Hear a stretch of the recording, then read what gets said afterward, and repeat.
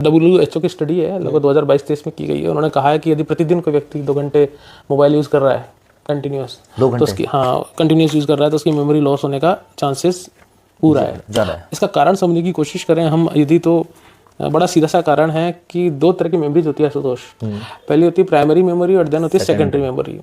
Primary memory इतनी स्थायी नहीं होती, सेकेंडरी मेमोरी स्थायी होती है, जैसे कंप्यूटर वगैरह में होता है। बिल्कुल बिल्कुल।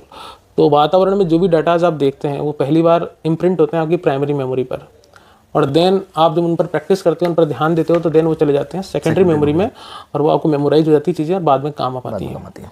अब महत्वपूर्ण बात यह है कि जब हम मोबाइल यूज़ करते हैं या कोई सोशल मीडिया यूज़ करते हैं, तो मोबाइल और सोशल मीडिया में इतने कम समय में इतनी ज़्यादा जानकारियाँ आपके सामने आ जाती हैं कि प्राइमरी मेमोरी के अंदर इतना स्पेस और इतनी जगह की गुंजाइश नहीं होती कि आप उनको सेकेंडरी मेमोरी में ले जाने का प्रयास करें। इसको कुछ इस तरह समझ सकते हैं कि अगर मैं आपसे कहूँ कि आज आपने क्या क्या देखा, याद करने की कोशिश करें, तो आप उसको फिर भी एक बार याद कर पाएंगे। बिल्कुल। लेकिन यदि आपने आधे घंटे मोबाइल चलाया तो उस समय में इतनी तेज गति से स्क्रीन आपकी तरह से सामने से निकलेगी कि आप याद भी नहीं कर सकते कि मैंने पहली चीज़ क्या देखी थी और बाद वाली चीज़ क्या देखी थी। तो बेसिकली वो प्रोसेस गड़बड़ा गया है।